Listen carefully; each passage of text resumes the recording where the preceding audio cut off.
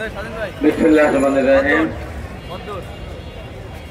সকল শহীদ এবং আহতদের পক্ষ থেকে জাতির বিবেক জাতীয় প্রেস ক্লাবের সামনে আয়োজিত আজকের এই প্রতিবাদ সংগ্রামের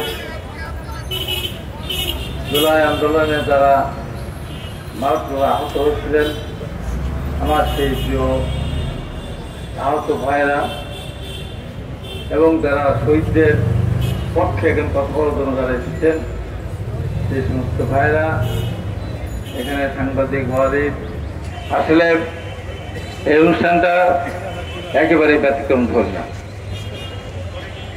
জুলাই আগস্ট বিপ্লবে যারা শহীদ হয়েছেন তাদের পরিবার এখনো যথাযথ সহযোগিতা বর্তমান সরকারের কাছ থেকে পাননি। যারা আহত হয়েছেন তা এখনো চিকিৎসা পান নাই। এখানে তাদের মুখ থেকে আমরা বক্তব্য শুনলাম। এখনো অনেকে বিদেশে না গেলে চিকিৎসা সুস্থ হওয়ার কোন সুযোগ নেই। তারা দীর্ঘদিন ধরে বিভিন্ন জায়গায় ধর্ণা দিচ্ছে, ঘোরাঘুরি করছে, কিন্তু বিদেশে যাওয়ার কোনো ব্যবস্থা হচ্ছে না। এই অবস্থা আমরা অবশ্যই কামনা করিনি। বাংলাদেশ স্বাধীন হয়েছিল 9 মাসের যুদ্ধের মধ্যে দিয়ে। আর সেই স্বাধীনতা যুদ্ধের সময় যারা শহীদ হয়েছিলেন, যারা আহত হয়েছিলেন,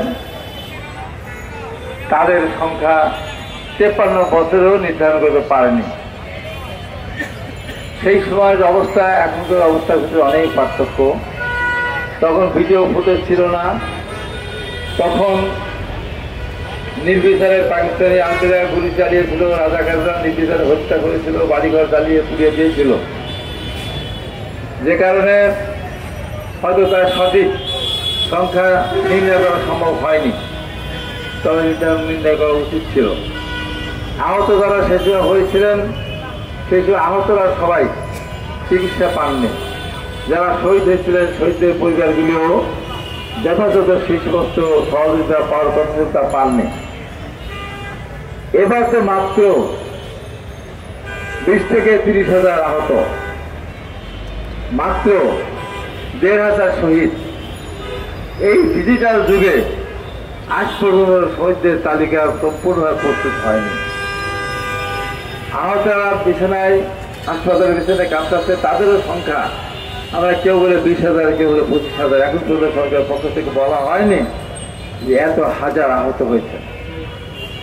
এটা তো প্রতিদিন প্রতি সপ্তাহে একটা করে আপডেট দেওয়া হচ্ছিল যে এতগুলি ছাত্র, কৃষক, শ্রমিক, শিশু, বাচ্চা তারা আহত হয়েছে, রিক্সাওয়ালা তারা আহত হয়েছে, এতজনকে আমরা চিকিৎসা দিয়েছি, এতগুলো সুস্থ বাড়ি ফিরে গিয়েছে, এতজনকে আমরা আর্থিক সহায়তা দিয়েছি, এতজন এখনো হাসপাতালে আছে। আমরা কোনো কিছুই দেখতে পাইনি, কিছুই পাচ্ছি না। আমরা প্রতিদিন হুঙ্কার দেওয়া হচ্ছে, কত ধরনের কথা বলা হচ্ছে, কত সংস্কার করার কথা বলা হচ্ছে, কত সংস্কার কমিশন তাদের রিপোর্ট পেশ করছে, কিন্তু কোনো সংস্কার কমিশন দেখলাম না। যে আহতদের নিয়ে একটা সংস্কার কমিশন গঠন হয়েছে, আহতদের তালিকা করার জন্য একটা কমিটি হয়েছে, শহীদদের তালিকা করার জন্য একটা কমিটি হয়েছে, আহতদের চিকিৎসাতে দেওয়া হয়েছে, তাদের খবর রাখার জন্য বা জনগণের কাছে সামনে প্রকাশ করার জন্য একটা কমিটি হয়েছে। তা তো হয়, এটা সবচেয়ে বড় দরকার ছিল। আজকে আপনারা ক্ষমতায় কিসের বিনিময়ে? এই শত শত শহীদের রক্তের বিনিময়ে আপনারা আজকে ক্ষমতায়। হাজার হাজার আহতদের আজকের এই কষ্টের বিনিময়ে তাদের রক্তের আসলে ধরে যার কারণে আপনারা আজকে ক্ষমতায়। আজকে আপনারা ক্ষমতায় থাকার জন্য বিভিন্ন ফন্দি ফিকির করছেন।